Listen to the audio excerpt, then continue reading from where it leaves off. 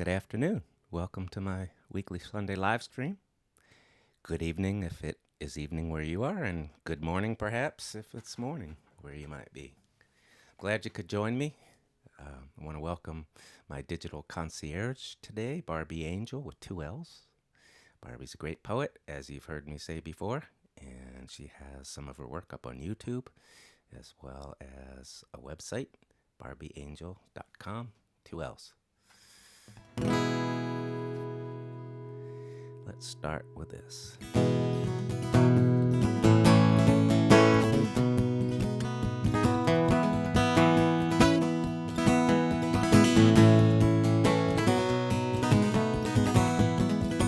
Well, I was walking outside City Hall and I slipped and I had a terrible fall. Negligence on the part of I don't care who. Felt so hard I was seeing stars, dollar signs, men from Mars. The man who helped me up said I ought to sue. He was a lawyer. He was all out of breath. Well, once I had an accident, not too bad, little dent. New Mercedes hit me from the rear. Man got out in a 3-piece suit and asked if $1,000 would do, and I said, well, let me think for a minute here. Gotta talk to my lawyer. I might have whiplash, might have trauma. Let's not talk petty cash. I got a witness, put a hand on the Bible. Jury, jury, hallelujah. He might be liable.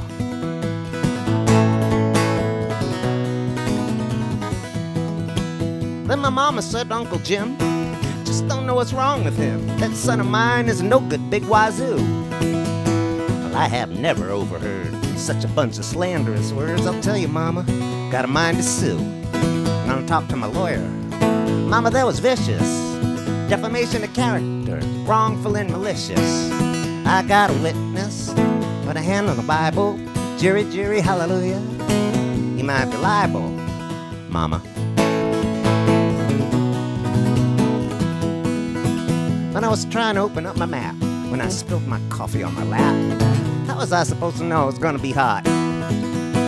Went back to that fast food place, to the manager with the happy face, said I want the name of whoever brewed that pot. Gonna talk to my lawyer, think we got a pretty good case. All I need is some crutches, and maybe I'll put on a neck brace. I got a witness, put a hand on the Bible. Jury, jury, hallelujah, somebody's liable.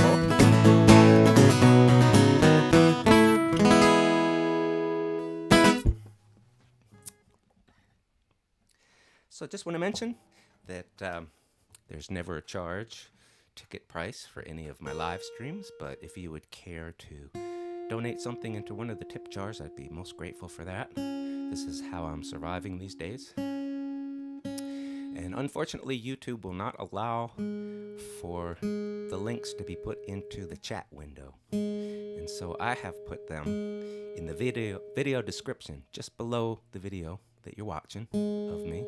You might have to expand the page from full screen view, but if you just click on show more, it'll drop down all of those various links.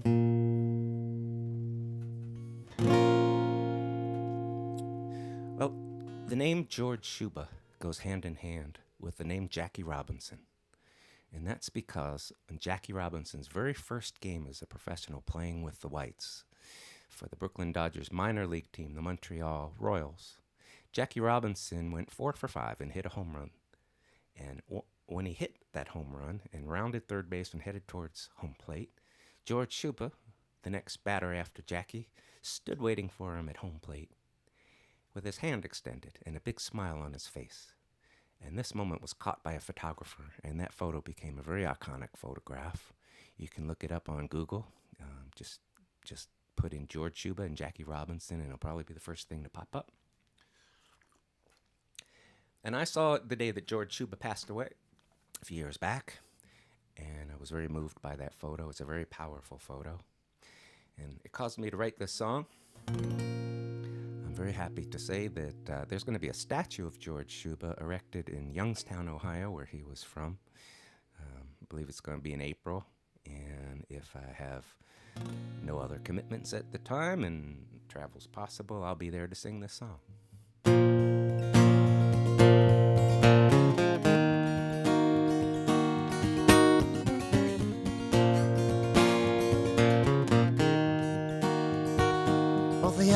and the catcher had the hands on their hips.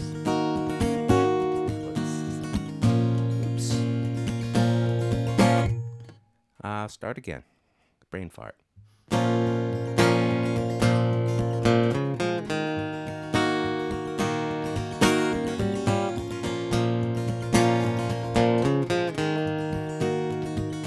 Both the ump and the catcher had the hands on their hips.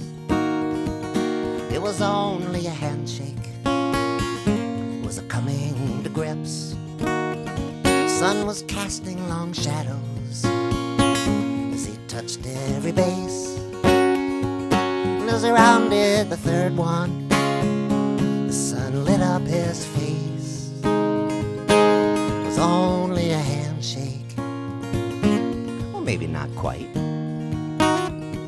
It was captured on camera in black and white. The two of them smiling as he touches the plate. As he crosses the line, when he knows that he's safe, it was only a handshake on opening day. No one knew what would happen if the fella could play. It was only a handshake, but it was the first. And of course there were others who stood up and cursed. It was only a handshake on a minor league field. And it wasn't till later it became a big deal.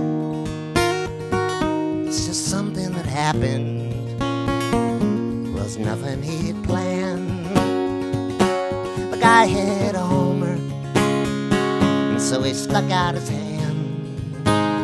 It was only a handshake, bond between men, teammate to teammate. That's all it was then. He stood there to greet him. He could have waited on deck. It was only a handshake, but he showed him respect. It was only a handshake. It was only a handshake.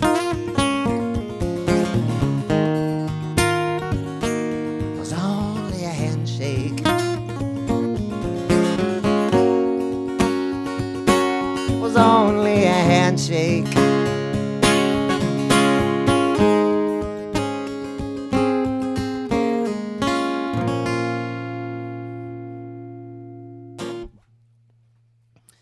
There's a great story behind this next song. It's about a man by the name of Adolfo Kaminsky, who was otherwise known as the Paris Forager. Adolfo passed away a year or two ago at the age of 94. But when he was just a teenager, he was working in the garment industry in Paris. And World War II broke out. And the partisan movement within France found out about this fella because he was an expert with dyes and inks and fabrics. And they realized he'd make an excellent forger of documents, passports, and such. So they recruited him, but he had to do this without telling anybody. He had one single handler within the partisan movement. He was not even able to tell his own wife or daughter. And he rented an apartment a few blocks away from where the family lived, and he'd go there every evening and he'd work all night long. He never slept. They would give him impossible orders like 200 passports. We need them by tomorrow. And he would do this. He never once failed to deliver what they asked of him. But it meant staying up all night because he realized he was able to forge 30 passports in an hour. And he realized that for every hour he might sleep, it would cost 30 people their lives. And so he didn't sleep. He would just work until he passed out. And whenever it was that he came to again, he'd get right back at it.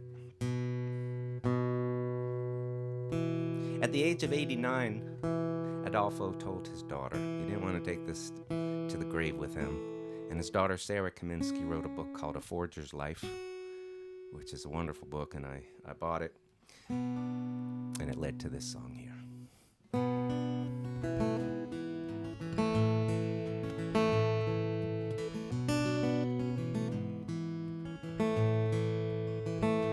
Up on the third floor, I used to rent a room. It got no fresh air. You could get dizzy from the fumes. I'd spend the nights in there. Maybe I'd sleep a few winks, clear a place somewhere between the papers and the inks. I had a printing press. It was my Tommy gun. I dreamed I'd ambush them whenever it would run. I couldn't shoot a man. Well, this was what I could do. With my documents, the guards would have waved them through. I didn't know them, and I never met them. But how could I turn away and just forget them? Still can picture some of their faces. They were desperate to leave for safer places. I was an artisan, a counterfeiter. I had a steady hand but didn't get the jitters. One day the partisans told me my skills were needed, 'cause there was madness on the rise that had to be defeated. I doctored names, altered their ages. I put a different place of birth upon the pages. I made them businessmen. I made them teachers. Them someone else with all the same features. I didn't know them, and I never met them.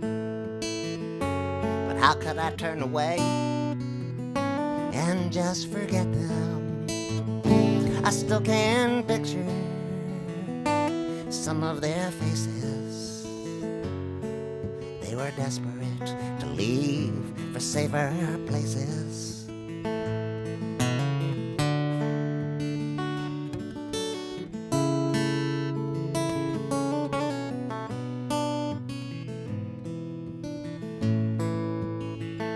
I'd meet my handler in busy cafes. We would trade envelopes, then go our separate ways. No time for small talk, too many lives at stake. Passports to reproduce, all night I'd be awake. I worked in secrecy, nobody knew of this. Not even my daughter or my wife. There was just too much risk. They said I worked too much, and I couldn't tell them why. But now I have to tell someone before I die. I didn't know them. I never met them. But how could I turn away and just forget them? I still can picture some of their faces. They were desperate to leave for safer places. I didn't know them. I never met them. How could I turn away and just forget them? I still can picture some of their faces.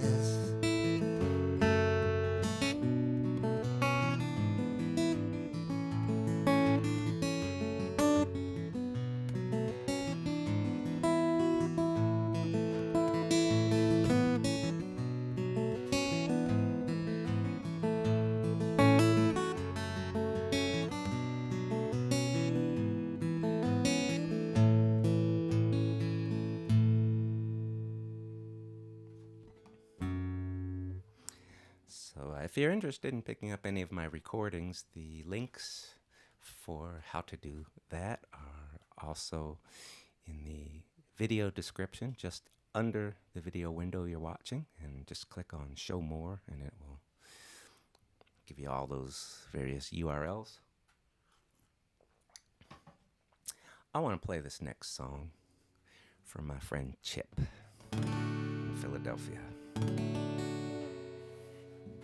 Bet you never thought I'd sing this one.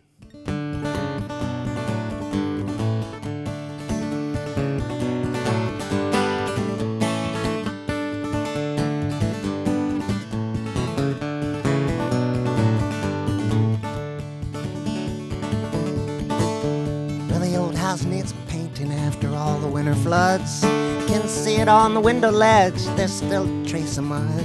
Everybody's pushing shovels, digging in the dirt. I didn't come to cause them trouble, and I know the truth would hurt. Well, no one's heard from Abraham in over 30 days. There's talk in Mama's restaurant that he got swept away. Well, I cannot believe them. I refuse to mourn. He's been looking to get out of here since the day he was born. Now the windows of the steeple, they've been covered up with wood, 'cause there is not too much faith no more in this old neighborhood. I've got to keep explaining it to all the folks I knew, that I'm only here to see my pa, I'm only passing through. Now everybody asks me how I manage where I've been. All the friends are second cousins, all the next of kin. Get lots of good to see yous, and won't you please come in? I can tell from every handshake who's lying through their skin.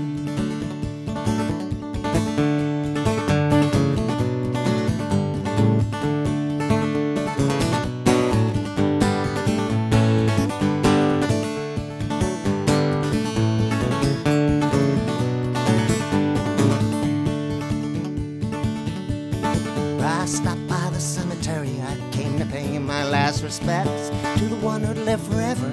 He died of a broken neck from the weight upon his shoulders. Man, he finally hung his head, so I laid a wreath above him for the honest life he led. There's a lot more of those tombstones than there ever were before. People dying so much younger now, and there's not much hope no more. I can't tell anybody I've seen a glimpse of death. Nobody wants to hear it, and I shouldn't waste my breath. And now the ghost of Mrs. Addison, she was haunting me last night. People say she's still living, but her face is much too white. She used to be my teacher, she retired to collect, but it's been almost a year now since she last received a check. Now people talk of hard times in the government reports, in the newspapers and the radios and in the television shorts. But it's been that way a long time here, and it will go on. But tomorrow I'll be gone. Yeah, the old house needs a painting after all the winter floods. You can see it on the window ledge, there's still a trace of mud.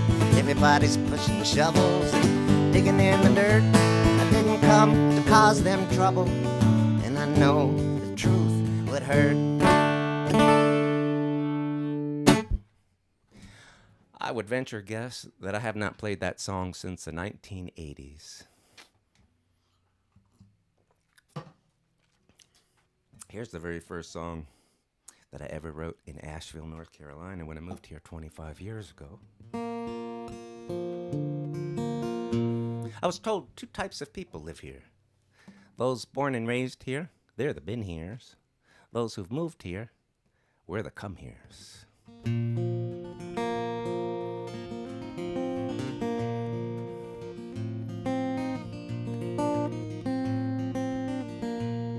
Well, the come heres and the been heres, they don't get along. I'd been there 15 minutes, I knew something was wrong. The waitress was not friendly, neither was the cook, till I asked how far it was to the town of Stony Brook.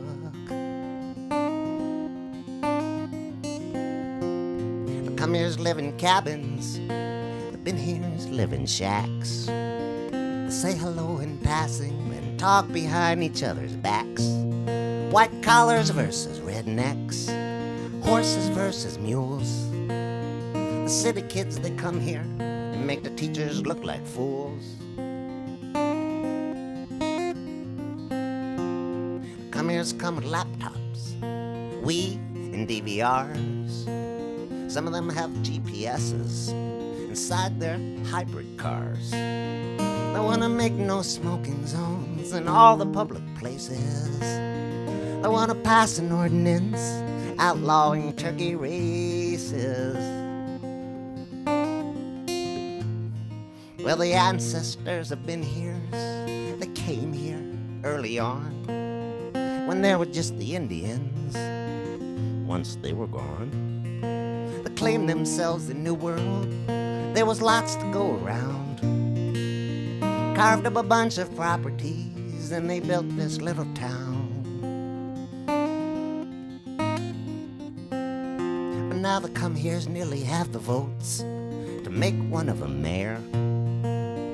And in the last election, they won half the council chairs. They took over the school board. They outlawed the morning prayers. They're teaching evolution, sex education there.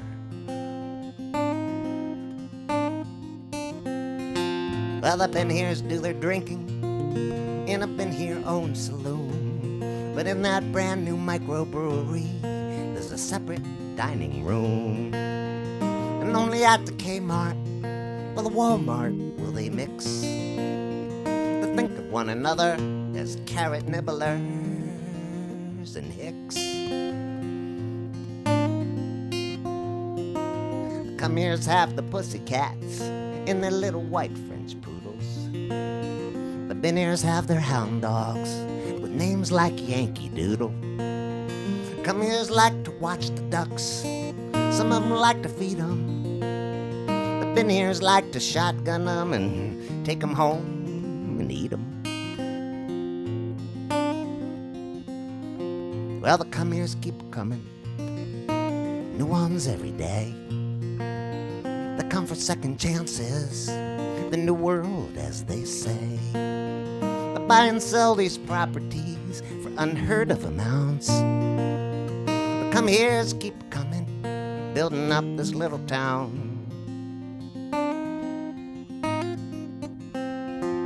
The come here's and the bin here's, two towns that overlap. You would not even see it by just looking at your map. Well, I was there at Christmas time when the tree was just a tree, and you could not tell whose kids were whose, sitting there on Santa's knee.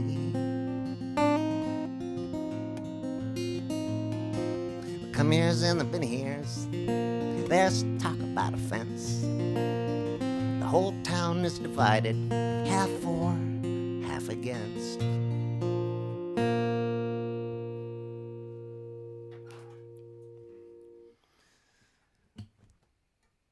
I mentioned my recordings being available. You can get the CDs directly from my website, chuckbrodsky.com. If you're interested in digital downloads, you can get them from bandcamp.com, and I think it's chuckbrodsky.com/bandcamp.com, but you'll just have to check that URL. Anyway, the digital downloads are on a pay-what-you-want basis. And if you're experiencing hard times these days, like I am, I still want you to have my music. So all you need to do is enter 0 as the amount that you are paying, and please help yourself. And if you can't afford to pay something, that would be great. So I'll stick with that theme from the last song of division. You know, like I said, there are two types of people that live here in Asheville, but there really only are two types of people in this entire world, really. Those that are them and those that are not, right? The us's and the thems.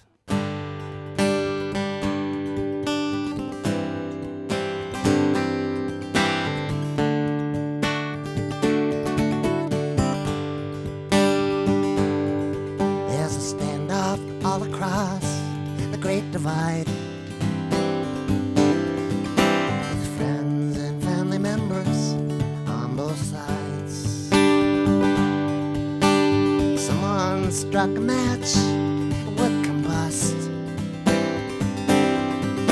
scorching everyone, both them and us. It's raining dirty words and disrespect. It's not having any positive effect. The bridges have collapsed because of rust. We can't reach each other, them and us. We've got our earplugs in and our blinders on, and we wonder, where have all the flowers gone? Where once there was a garden, cool and lush, all that's left here now is them and us. And I've never felt so lonely in this world as I do when all those banners are unfurled and the airwaves are just spewing all that stuff about us and them. Look what it's done to us. Our differences are few and overblown. This sometimes leads to punches being thrown. Well, there seems to be a few things to discuss, but you can't say a word to them or us. We write them off because of how they vote, and we write them off because they came on a boat. We turn our backs with contempt and with disgust at every one of them who isn't us. We identify them by the clothes they wear. We identify them by their skin and hair. And we look for any reason not to trust whatever about them is not like us. And I've never felt so lonely in this world as I do when all those banners are unfurled and the airwaves are just spewing all that stuff about us and them. Look what it's done to us. Thoughtful, decent people turning mean. If only all our gods could intervene. Well, there must be some controls they could adjust. Maybe they could make us whole, them and us. And I've never felt so lonely in this world as I do when all those banners are unfurled and the airwaves are just spewing all that stuff about us and them. Look what it's done to us. There's a standoff all across the Great Divide, with friends and family members on both sides.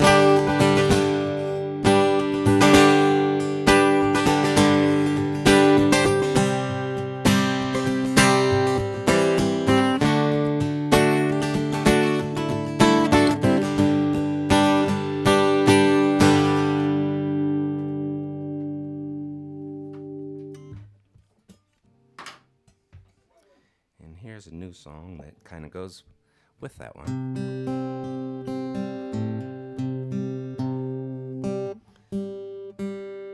Fix this one string there.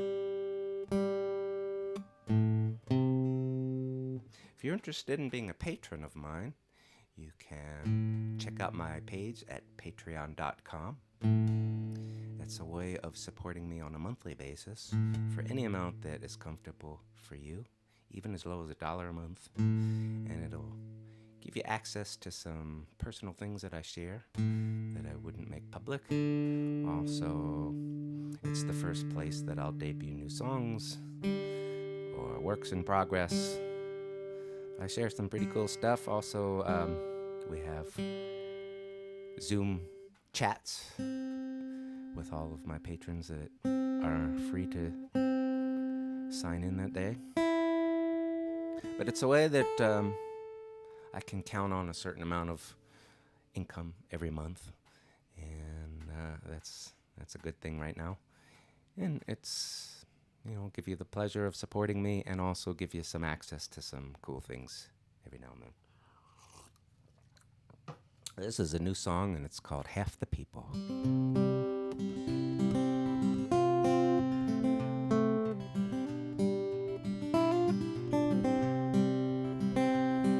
Well, half the people are looking to rumble, and the other half are spoiling for a fight. The logic that they're using is all jumbled, but who needs facts when you know you're right? Half the people have gone bonkers, and the other half have all gone insane. Everybody everywhere looks angry. They need to blame somebody for their pain. Now half the news you get today is phony, and the other half you get today is fake. But what's real is the independent journalist who gets tortured but refuses to break. Half the people have lost their marbles, and the other half have all lost their minds. On top of that, we've become so heartless. Underneath it all, we must have lost our spines. Well, half the people are just plain cuckoo, and the other half are just plain Looney Tunes. Bite your tongue, you can't talk sense to any of them, but they hate you when you burst their balloons. Now half the people have gone crazy, and the other half have all gone mad. Well, I couldn't make a fortune selling bridges if I hadn't sold the last one that I had. Half the people have no idea, and the other half, they haven't got a clue. They'll believe anything anyone will tell them, unless it can be proven to be true. Half the people are just plain cuckoo, and the other half are just plain Looney Tunes. Bite your tongue, you can't talk sense to any of them, but they hate you when you burst their balloons. Now half the people are talking rubbish, and the other half are all just talking crap. You've got to be careful and remind yourself not to take the bait or step into the trap. Half the people have gone bonkers, and the other half have all gone insane. Everybody everywhere looks angry. They need to blame somebody for their people are just plain cuckoo, and the other half are just plain Looney Tunes. Bite your tongue, you can't talk sense to any of them. Well, they hate you when you burst their balloons. Oh, they hate you when you burst their balloons.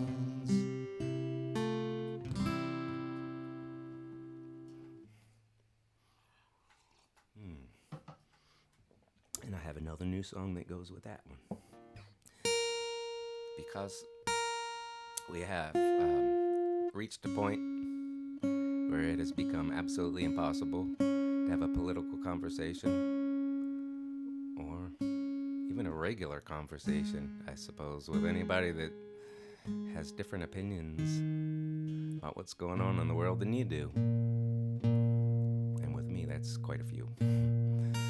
So, I've tried everything. You do your homework, and you try to share it, and everybody thinks you're Looney Tunes. So, having failed miserably at trying to change people's minds with various approaches, I have finally come up with one that does work, and you can feel free to use it if you like.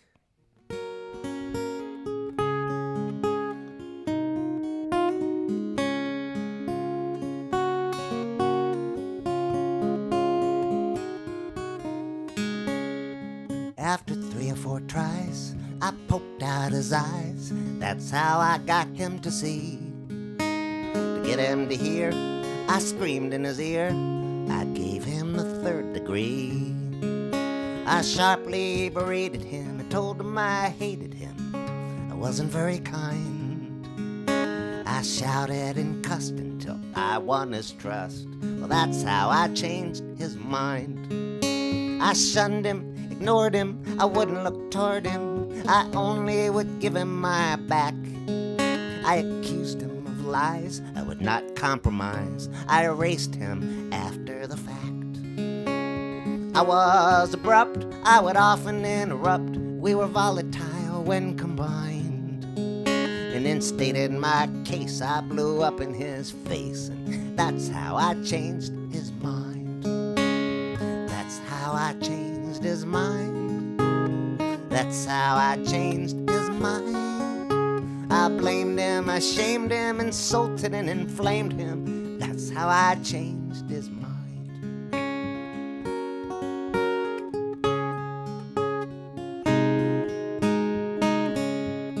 Now this man was an ass. I was gonna let him pass, let him take a wide berth of me. But I was right and he was wrong, like I was telling him all along, trying to just get him to see. But he's a this, I'm a that, so we couldn't have a chat of the friendly and civilized kind. Round after round, I just ground him down. Well, that's how I changed his mind. That's how I changed his mind. That's how I changed his mind. I blamed him, shamed him, provoked and inflamed him. That's how I changed his mind.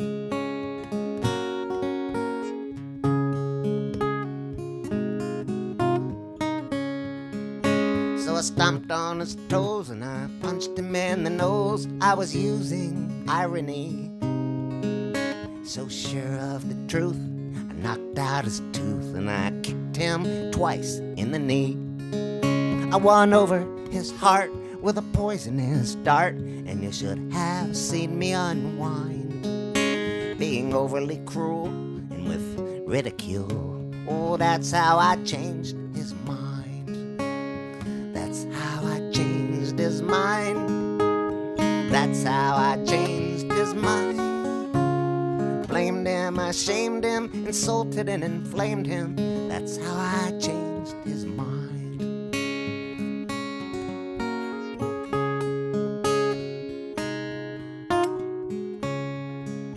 So I called him a fool and I challenged him to a duel. I threw my white glove in his face, 20 paces and I shot and I must have hit the spot. Anyway, that's how I pleaded my case. Well, I won in the end after making him bend, and after all the papers were signed, in the end I won. Well, that's how it was done. Well, that's how I changed his mind. That's how I changed his mind. That's how I changed his mind. Blamed him, ashamed him, insulted and inflamed him. That's how I changed his mind. Blamed him, shamed him, I might have even maimed him. That's how I changed his mind. That's how I changed his mind. That's how I changed his mind.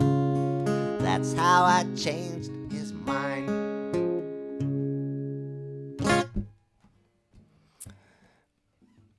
Works every time. So I'd love to know where you're watching from. If you wouldn't mind putting that in the comments section. Or not the comments, the chat window. Also, if you have any requests for future live streams, you can put that also in the chat window.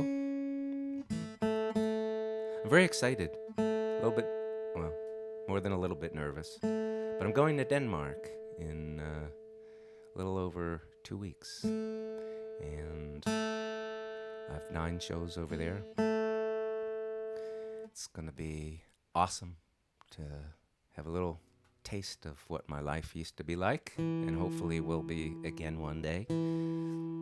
But if you're living in Denmark and you're interested in knowing all of the tour dates where I'll be, you can find them at chuckbrodsky.com and just click on concerts. I'm very excited about this. I have spent a lot of time in Denmark over the years. I lived there in the mid-1980s for most of a year and used to busk on the street every day. So it's...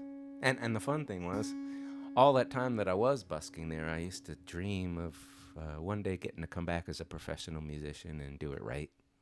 And I've had that opportunity on many occasions, at the Turner Festival a handful of times, and I think this is going to be my 4th tour of Denmark.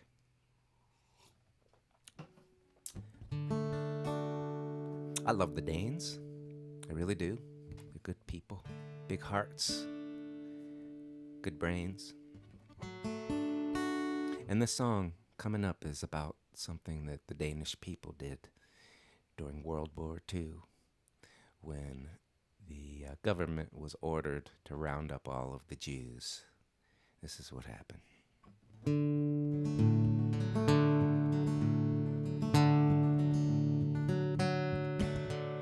Gardens were tended, the animals fed, even the places were tucked in the bed.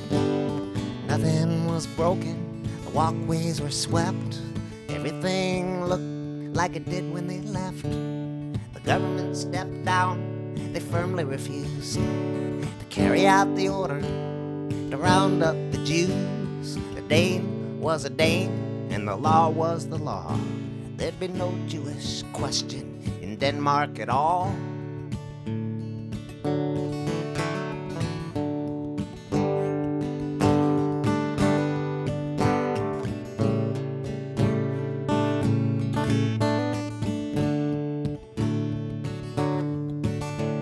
Sweden was willing to take them all in till it was safe to go back home again. From the time word of the plan was leaked, they only would have until the end of the week. No organization, no chain of command, it was just everybody lending a hand. Schools were closed and work shut down. The people were moved to little harbor towns. They came for the ones who had already gone to passenger ships that they didn't get on. After spending a week in the harbor waiting, they sailed away from Copenhagen.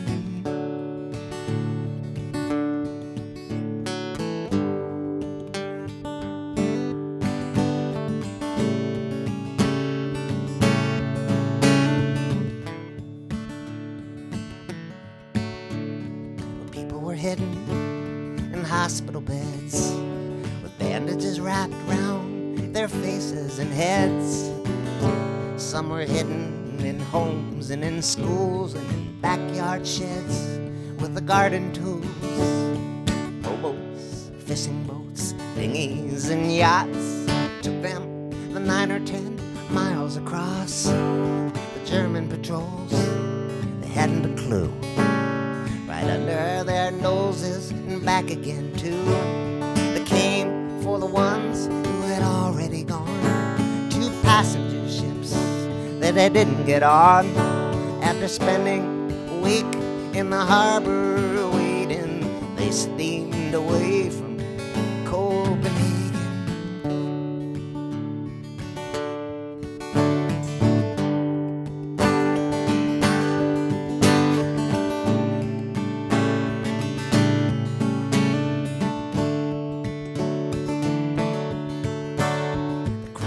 Were made under cover of night, aiming for those faraway lights. Babies were drugged to keep them asleep. Nobody spoke and nobody breathed. 7,000 people were saved, thanks to the neighbors, decent and brave. And when they got home, their walkways were swept. Everything looked like it did when they left. They came for the ones who had already gone. 2 passenger ships that they didn't get on. After spending a week in the harbor waiting, they steamed away from Copenhagen.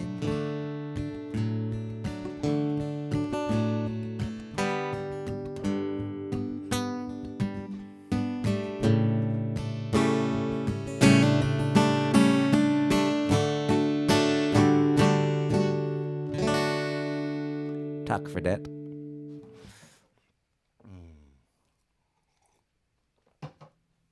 Let's see what's next. Okay.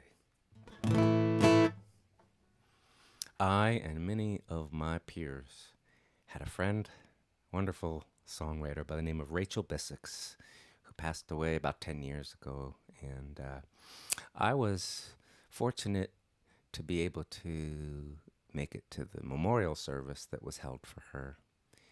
And the thing that struck me most of all that day was seeing her guitar all by itself on a guitar stand up on the pulpit. It was the only thing up on the pulpit. All of the speaking and music during the memorial was done from the floor below the pulpit. And so the guitar stood up high all by itself. And my eyes just kept going to it. I couldn't help it. Because I realized that it would never be played the same way ever again. It would be impossible. Only Rachel could have played it that way. But the great thing about guitars is that they have many lives. And I'm very happy to have found out that after being in the closet for many, many years, Rachel's guitar was taken out, and her own son has learned how to play guitar with it. So that's pretty cool. This is called Rachel's Guitar.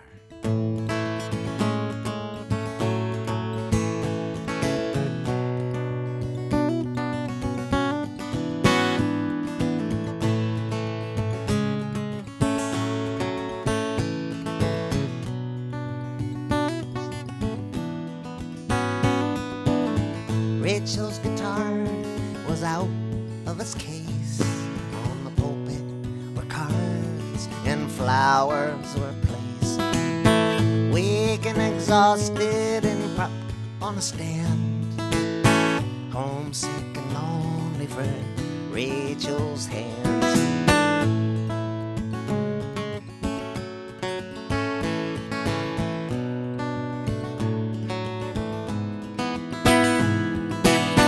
Rachel's guitar looked around for its friend. the songs they'll never play again. And it ached for the way she would make it ring. That was maybe the most heartbreaking thing.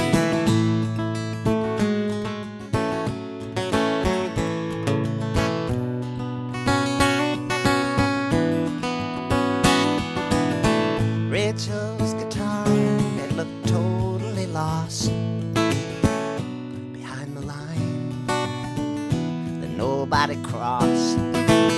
Its voice was mute and it had gone numb since the last time Rachel was able to strum.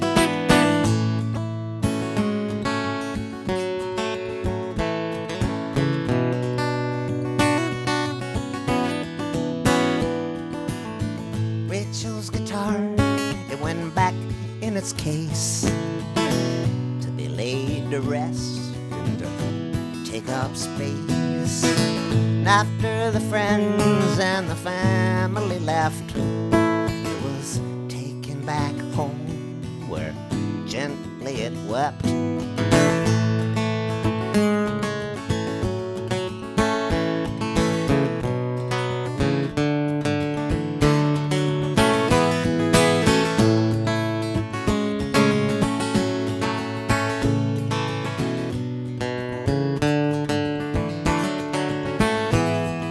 Sweet old guitar will have many lives. Now this one sleeps till the next one arrives.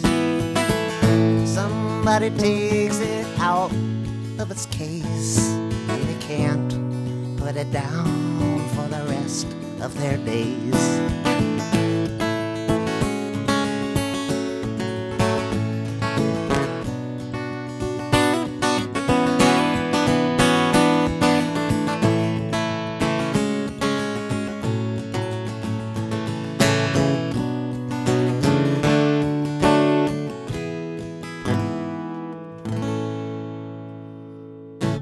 Rachel's guitar. Probably time for a baseball song, don't you think? I heard you say yes. This one is about a fella by the name of Brian Mazzone. And Brian was a career minor league pitcher. Changed teams 20 different times in his career. Pitched in places like Scranton, Wilkes-Barre, Pennsylvania, Valencia, Venezuela, Fresno, California, St. George, Utah, Joliet, Illinois, Ottawa, Ontario, Allentown, Pennsylvania, Obregon, Mexico, Mexicali, Mexico, Albuquerque, New Mexico. Even pitched in Korea. And when he was 30 years old, he was pitching in the Philadelphia Phillies system.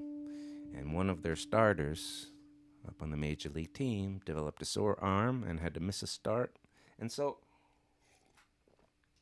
Brian Mazzone was called up to fill in. And this is what happened that day.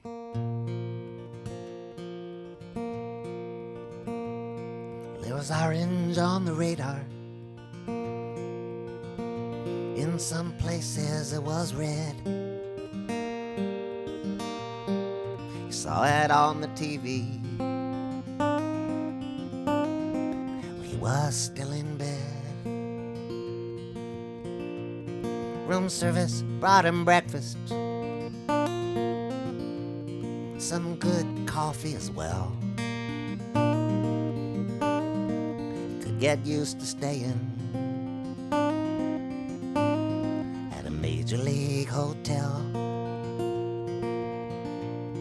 It was raining hard that morning. The whole day would pour. And he would just stare out the window from the 27th floor. The night before at supper, some joint in Buffalo. Skipper called to tell him he was going to the show. text messages and emails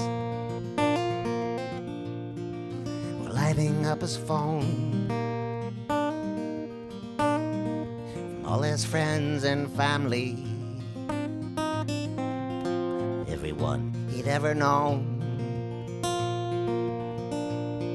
His folks flew in from Boston,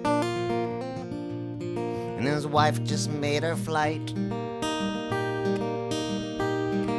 They all got there the next day to see him pitch that night.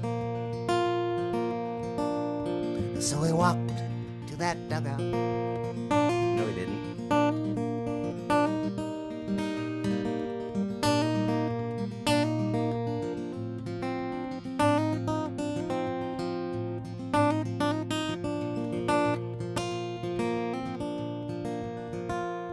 So he put his big leg pants on, and he tied his big leg shoes,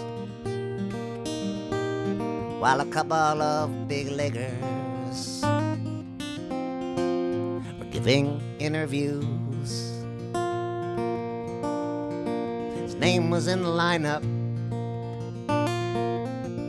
and he was mentioned on the news. He'd knocked around a dozen years for this. He'd even pitched in Veracruz. And so he walked out through that tunnel to stand on a big lake mound. His tears mixed with the raindrops, and he felt like he might drown. Squeezed big league baseball, ran his fingers along the seams. The rain was cruel and stung him as it washed away his dreams. And it was flooded in the dugout. It was a lonely place to sit. Of going to Korea, or maybe it was time to quit. And how next time they need a pitcher, they'll probably call up some kid. And every time thereafter, that's exactly what they did. Well, that tarp was never lifted, and that storm never let up. It's like he got his cup of coffee without the coffee cup. But let him keep his jersey, the box that's soaking wet. Was as close to the majors as he would ever get. Well, now you can't say that's baseball, especially if you never played. Before the guy who worked his ass off and whose dues were overpaid. Well, it was all he'd ever wanted ever since the 7th grade. Congratulations were in order, but condolences were paid. Well, that tarp was never lifted, and that storm never let up. He got his cup of coffee without the coffee cup.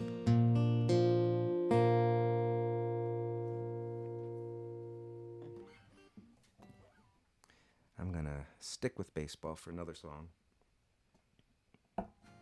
We all know that you must touch the bases, right? Even on the winning hit, even if it's a home run that wins the ball game, you still have to touch all the bases. And if you don't, you're out. Well, in 1908, a fella by the name of Fred Merkle, on a winning hit. Winning run had already scored, but he failed to touch second base. And he was called out. And they had to replay that game. And his team lost the replay, and it cost them the pennant by one game. My friend Tim Flannery, who used to be the third base coach of the San Diego Padres and then the San Francisco Giants when they won their 3 World Series, told me that he used to make all the guys on the team listen to this song and point out you better not fail to touch second base. So who knows? Maybe I am directly responsible for a Giants run or something like that, just because of this song.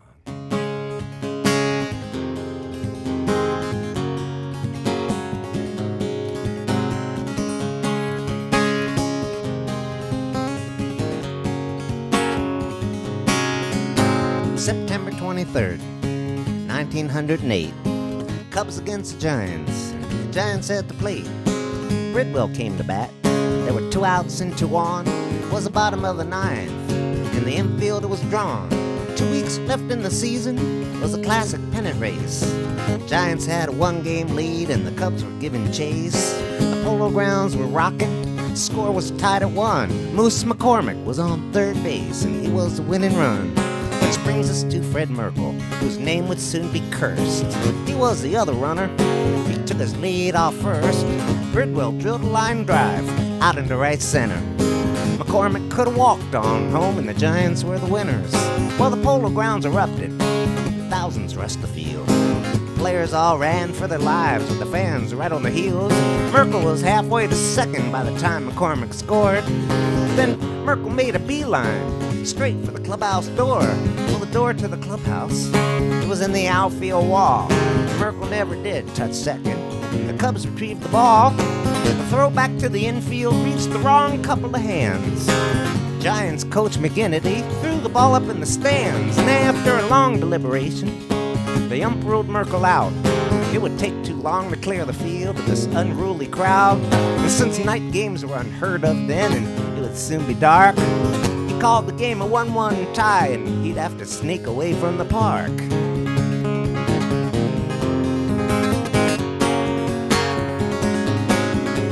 Giants manager McGraw argued that this Rule 59 never was enforced.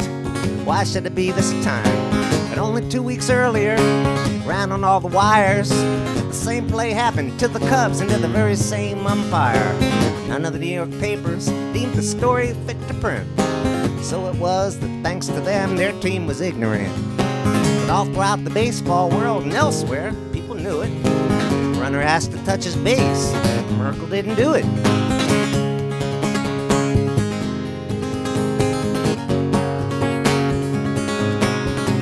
Well, the matter was turned over to the baseball powers that be. They upheld the ump's decision, and they ruled prophetically that if the season were to end with the Cubs and Giants tied, they'd have to replay the Merkle game so first place could be decided. Well, they replayed the Merkle game, and fee-fi, fo-fum, the Giants lost the pennant. Merkle was the bum. Papers let him have it.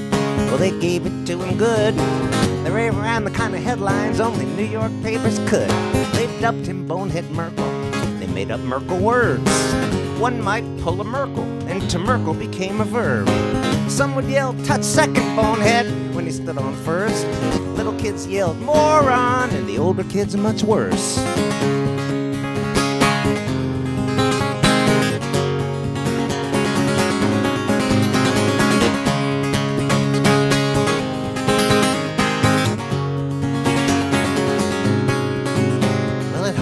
His whole life, till 43 years later, in front of 35,000 former Merkle haters, back there at the Polo Grounds for an old-timers game. There was a long standing ovation when they announced Fred Merkel's name.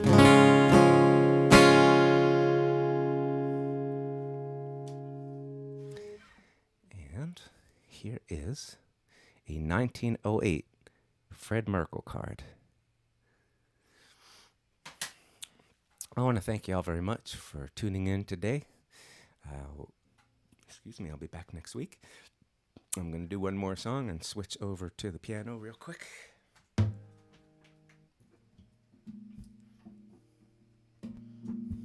want to thank Barbie Angel for being our digital concierge today.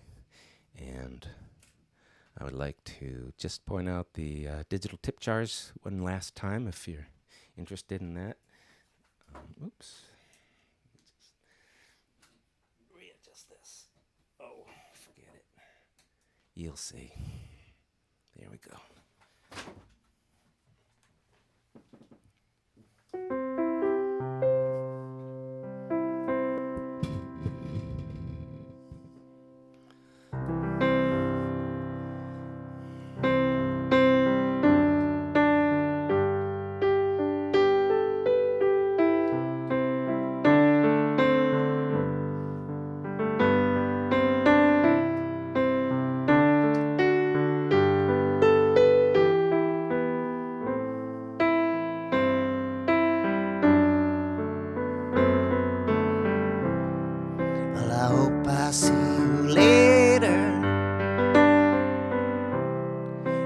Time for me to go. That's my ride that just pulled over. It sure was good to know you. So go answer your calling. Go and fill somebody's cup. See an angel falling, won't you stop and help them up? We are each other's angels, and we meet when it is time. We keep each other going, and we show each other signs.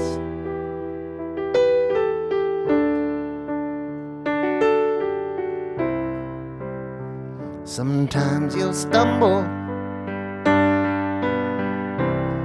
sometimes you'll just lie down, sometimes you will get lonely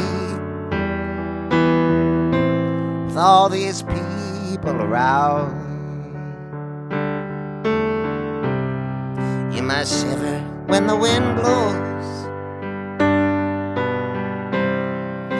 you might get blown away. You might lose a little color. You might lose a little faith.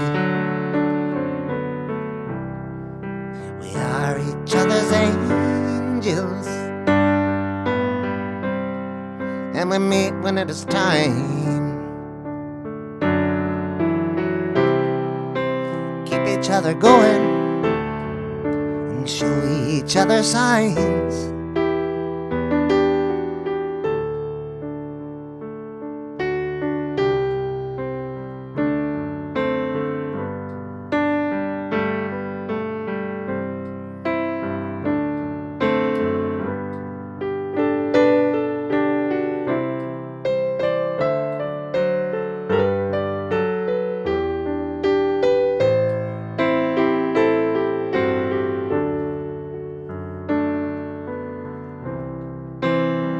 So thank you for the water. Thought I was gonna die out here in the desert, but you quenched my thirst. Let's break a little bread together. Got a little manna. It was a gift from someone who was passing by and offered me a lift. We are each other's angels, and we meet when it is time. We keep each other going, and we show each other signs.